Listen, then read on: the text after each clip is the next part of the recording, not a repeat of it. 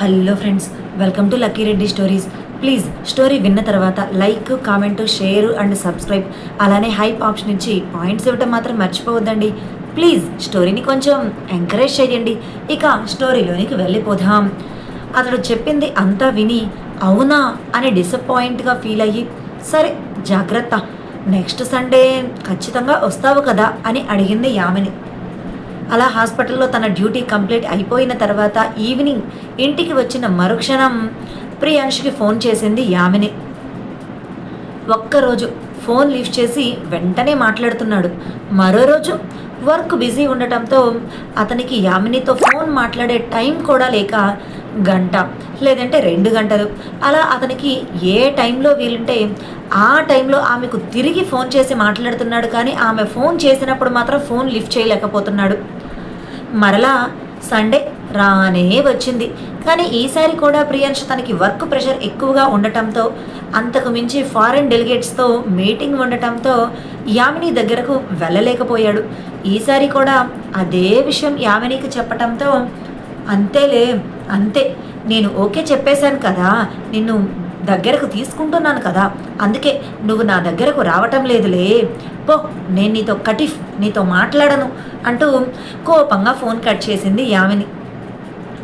అబ్బా, ఈ యామిని అర్థం చేసుకుంటుంది అనుకుంటే ఇలా మాట్లాడుతుంది, సర్లే అర్థమయ్యేటట్టు చెప్దాం అని తన వర్క్ అంతా కంప్లీట్ అయిపోయిన తర్వాత అప్పుడు యామినికి ఫోన్ చేసి, ఐఎమ్ సారీ, నిజంగానే మీటింగ్ ఉంది, కావాలి అంటే మీ తమ్ముడికి ఫోన్ చేసి అడుగు, ఆ మీటింగ్ మధ్యలో నీతో మాట్లాడుతూ నేను కూర్చుంటే ఇక కంపెనీ క్లోజ్ చేయాల్సి వస్తుంది కదా, ప్లీజ్ నన్ను నువ్వు కాకపోతే ఇక ఎవరు అర్థం చేసుకుంటారా ప్లీజ్ అని ఆమెను చాలాసేపు బ్రతిమలాడి నెక్స్ట్ సండే కంపల్సరీగా వస్తాను అని చెప్పాడు. ఇంతకు ముందు కూడా నాకు ఇలానే చెప్పావు, కానీ మీటింగ్ ఉంది అది ఇది అని చెప్పి నువ్వేమీ రాలేదు, నువ్వేమీ నా దగ్గరకు రావాల్సిన అవసరం లేదులే, అక్కడే ఉండిపో అని చెప్పి ఫోన్ కట్ చేసింది యామిని. ప్రియాంష్ ఫోన్ వైపే చూస్తూ నవ్వుకుంటూ, యామిని నెక్స్ట్ సండే ఖచ్చితంగా నీ దగ్గరికి వస్తాను అని తల వెనక చేతిని పెట్టుకుని అనుకున్నాడు. ప్రియాంష్ ఇక్కడికి ఎప్పుడు వస్తానన్నాడు రా అని డిన్నర్ తినటానికి వచ్చిన యామినిని అడిగాడు నీరజ్. ఏమో అన్నయ్య, నాకేమీ తెలియటం లేదు, ఫోన్ చేస్తేనేమో వర్క్ ఉంది, బిజీ ఉంది, మీటింగ్ ఉంది, అది ఇది అని ఏదో చెప్పి తప్పించుకుంటున్నాడు, కానీ ఇక్కడికి మాత్రం రావటం కుదరదు అంటున్నాడు. మీ అబ్బాయిలు అందరూ ఇంతే కదా అని కోపంగా చెప్పింది యామిని. అరే ఎందుకురా అలా మాట్లాడతావు, అక్కడ ప్రియాన్స్ సిచ్యువేషన్ ఎలా ఉందో ఏంటో అని అర్థం చేసుకున్న నీరజ్ నవ్వుతూ, తాతయ్య మరో 10 రోజుల్లో శాంతి హోమం జరిపించాలి అని చెప్పారు, మరి ఆ రోజు ప్రియాంశుకి వీలవుతుందో లేదో అడిగి కనుక్కో, అప్పటికి ఖచ్చితంగా వస్తాడులే అని అన్నాడు నీరజ్.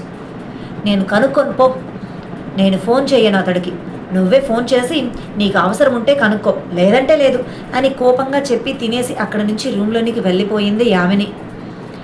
అదేంటండి, యామిని అలా కోపంగా మాట్లాడి వెళ్ళిపోతుంది అని వెళుతున్న యామిని వైపు అయోమయంగా చూస్తూ తన భర్తను అడిగింది నీలిమ. ఏం చెప్పమంటావు, మీ ఆడవాళ్ళకి ఉన్న కోపం గురించి సపరేట్గా నన్ను అడుగుతావేంటి, నువ్వు కూడా అంతే కదా, ఏదైనా ఒక్కరోజు నువ్వు సినిమాకి వెళ్దాం, త్వరగా రెడీ అయ్యి ఉండు అని నేను చెప్తాను, సరే అంటూ నువ్వు హాస్పిటల్ నుంచి ఇంటికి త్వరగా వస్తావు, కానీ కరెక్ట్గా అదే రోజు నాకు మీటింగ్ ఉండటం, నేను రాకపోవటం జరిగిందే అనుకో, నువ్వేం చేస్తావు, సేమ్ అలానే ఇప్పుడు నా చెల్లెలు కూడా అదే చేస్తుంది, ఎంతైనా మీరంతా ఒక జాతికి చెందేవాళ్ళు కదా అని చెప్పాడు. మా ఆడవాళ్ళ కోపం గురించి మాట్లాడుతున్నారు, కానీ మీ మగవాళ్ళు చేసే పనులు మాత్రం బయటికి కనపడవు కదా, ఏదైనా అంటే అంతా మీకోసమే చేస్తున్నాం అంటారు, మాకు టైం ఇవ్వనప్పుడు మా కోసం మీరు ఎంత చేస్తే ఉపయోగం ఏముంది, మాకు రోజులో కనీసం గంటన్నా టైం ఇవ్వాలి కదా అని అన్నది నీలిమ. టైం ఇవ్వటం లేదా అంటూ ఆమె చేతిని పట్టుకొని ఆమెను ఒడిలో కూర్చోబెట్టుకున్నాడు. చాలే, ఇక్కడ అందరూ చూస్తుంటే ఏంటి పనులు అంటూ నీలిమ పైకి లేచి నిలబడింది. నీరజ్ కూడా నవ్వుతూ ఆమెను చూసి కన్ను కొట్టాడు. నీలిమ ఇబ్బందిగా చుట్టూ చూసి ఏంటండి ఈ పనులు అన్నట్లుగా అతడి భుజం మీద కొట్టి సిగ్గుపడింది. రాకేష్కి కొత్త కాంట్రాక్ట్ రావడంతో చాలా హ్యాపీగా ఉన్నాడు. అదే విషయాన్ని అమృతకి కూడా ఫోన్ చేసి తన మనసులో ఉన్న హ్యాపీనెస్ని పంచుకున్నాడు. ఆమె కూడా చాలా హ్యాపీగా ఫీల్ అయ్యింది. ఆ కాంట్రాక్ట్కి సంబంధించిన పేపర్ వర్క్ అంతా కూడా కంప్లీట్ చేసుకొని ఇంటికి వచ్చాడు. కానీ ఇంటిలో అడుగుపెట్టిన మరుక్షణం తనకి ప్రియాంశు గుర్తుకు రావటంతో ఎందుకో మనసంతా కకావికలం అయిపోయింది. వెంటనే అతని దగ్గరకు వెళ్ళి కలవాలి, మాట్లాడాలి, తన మనసులో ఉన్న ఆ బరువు మొత్తం దించేసుకోవాలి అని అనుకున్నాడు. యామిని ఇంకా హైదరాబాద్లోనే ఉంది. ప్రియాంష్ ఇక్కడ ఉన్నాడు అని తనకు ముందే తెలియటంతో వెళ్ళాలా వద్దా, అది కూడా ఈ టైంలో అని కాసేపు ఆలోచించాడు. యామిని ప్రియాంష్ ఇద్దరు ఉన్నప్పుడు వెళ్ళి ఇద్దరికి మనస్ఫూర్తిగా క్షమాపణ అడిగి తన మనసులో ఉన్న బరువు భారాన్ని దించేసుకోవాలి అనుకున్నాడు. కానీ ఆ ఛాన్స్ ఇప్పటి వరకు తనకు రాలేదు. అతడు బాధలో ఉన్నప్పుడు వెళ్ళి తను ఇలా చెప్పి కొత్త నిజాన్ని తెలియచేసి ఇంకాస్త బాధ ప్రియాంశుకి కలగజేయటం ఇష్టం లేక సంతోషంగా ఉన్నప్పుడు వెళ్ళాలి, అతడి సంతోషానికి తను ఏదో ఒక మార్గం వెతకాలి అని తన వంతు ప్రయత్నం చేశాడు. కానీ ఆ ప్లాన్ ఫ్లాప్ అయ్యింది. కొన్ని రోజులకి వాళ్ళిద్దరూ కలిసి ఉన్నారు అనే హ్యాపీ న్యూస్ తెలిసి వెంటనే వెళ్ళి వాళ్ళతో మాట్లాడాలి అనుకుంటే తెలిసినంతసేపు పట్టలేదు. వాళ్ళు మరలా తిరిగి హైదరాబాద్ వెళ్ళారు అని న్యూస్ తనకు తెలిసిపోయింది. అందుకే ప్రియాంష్ దగ్గరకు వెళ్లకుండా ఆగిపోయాడు. అలా వాష్రూమ్లోనికి వెళ్ళి షవర్ కింద నిలబడ్డాడు. చిన్నప్పటి నుంచి ప్రియాంష్తో కలిసి ఉన్నప్పటి జ్ఞాపకాలు అన్నీ ఒక్కొక్కటిగా గుర్తుకు వచ్చాయి. ప్రియాంష్ తన కోసం ఏం చెయ్యటానికైనా సిద్ధపడటం, తను కూడా ప్రియాంష్ని ప్రేమగా అభిమానంగా ఒక బ్రదర్లా చూసుకోవటం అన్నీ గుర్తుకు వచ్చి కళ్ళ వెంట కన్నీరు చేరాయి. అలాంటి ఫ్రెండ్షిప్ని ఎలా నాశనం చేసుకున్నాను అని తన మీద తనకే అసహ్యం. అలా కళ్ళల్లో నుంచి కారుతున్న కన్నీళ్లు పైనుంచి పడుతున్న ఆ షవర్ నీళ్లలో కలిసిపోయాయి. అరగంట తర్వాత బయటికి వచ్చిన రాకేష్ ఇక తన మనసులో ఉన్న భారం పెరిగిపోయింది. మొయ్యలేకపోతున్నాడు. ఇక నా వల్ల కాదు, నేను వెంటనే ప్రియాంష్ దగ్గరకు వెళ్ళి క్షమాపణ అడగాలి, క్షమించినా క్షమించకపోయినా నిజం చెప్పేయాలి అని ప్రియాంష్ ఆఫీస్కి వెళ్ళిపోయాడు. రాకేష్ గురించి అందరికీ నిజం తెలియదు. తెలిసిన అభినవ్ కూడా అందరికీ చెప్పలేదు. ప్రియాంషే చెప్పకూడదు అనుకున్నప్పుడు నాకెందుకు అనుకున్నాడో, లేదంటే అతడి గురించి ఆలోచించి టైం వేస్ట్ చేసుకోవటం ఎందుకు అనుకున్నాడో ఏమో, ఎవరికీ చెప్పకుండా ఆ టాపిక్ని వదిలేశాడు. అప్పుడే మీటింగ్ కంప్లీట్ చేసుకొని తన క్యాబిన్లోనికి వచ్చిన ప్రియాంష్కి తన క్యాబిన్లో ఎదురుగా చైర్లో కూర్చొని రాకేష్ కనిపించటంతో తన ఫ్రెండ్ తన దగ్గరకు వచ్చాడు అని చాలా హ్యాపీగా, రేయ్ ఎన్ని రోజులయ్యిందిరా నువ్వు నా దగ్గరకు వచ్చి అని తన చైర్లో కూర్చోవడానికి వెళుతున్నవాడు కూడా ఆగి రాకేష్ దగ్గరకు వచ్చి అతడి చేతిని పట్టుకొని అడిగాడు. ప్రియాంష్ అంత ప్యూర్ హార్ట్తో మాట్లాడుతుంటే రాకేష్ తల ఎత్తి సూటిగా ప్రియాంష్ వైపు చూడలేక, ఇప్పుడే ఒక 5 minutes అయింది నేను వచ్చి అని అన్నాడు. అవునా, ఇంతకీ ఏం తీసుకుంటావు, కాఫీ, టీ, జ్యూస్ అని ప్రియాంష్ అడుగుతుంటే, ఇప్పుడు నాకు ఏమీ వద్దురా, నాకు ఏమీ తినాలి అని తాగే ఇంట్రెస్ట్ అయితే లేదు, నీతో మాట్లాడాలి అని అనుకుంటున్నాను అని తలెత్తి ప్రియాంష్ వైపు మాత్రం చూడలేకపోతున్నాడు. అవునా, ఇప్పుడు నాతో ఏం మాట్లాడాలి అని పక్కన ఉన్న చైర్లో కూర్చొని రాకేష్ చేతిని పట్టుకొని అడిగాడు ప్రియాంష్. ఇంకా అప్పటికే మనసులో ఉన్న భారం పెరిగిపోయింది.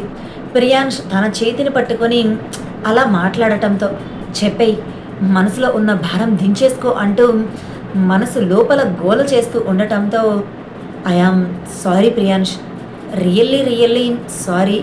నా వల్ల నువ్వు ఎన్నో కష్టాలను అనుభవించావు, నా వల్లే నీ జీవితంలో ఆనందం లేకుండా పోయింది.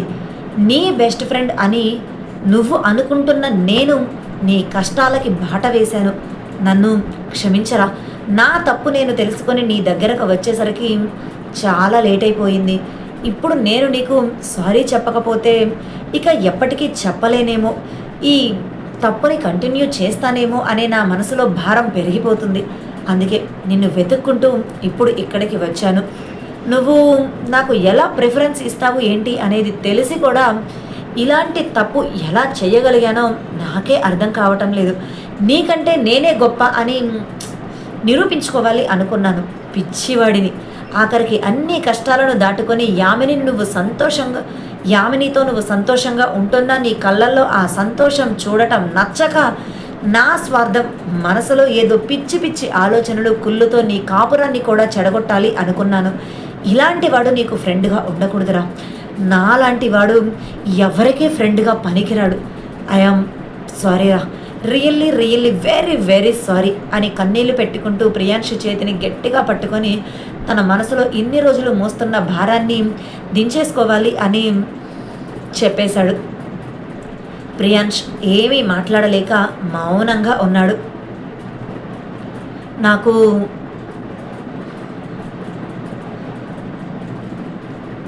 తెలుసు ప్రియాంష్, నేను చేసినది అన్నీ చెప్తే నీకు కోపం వస్తుంది అని.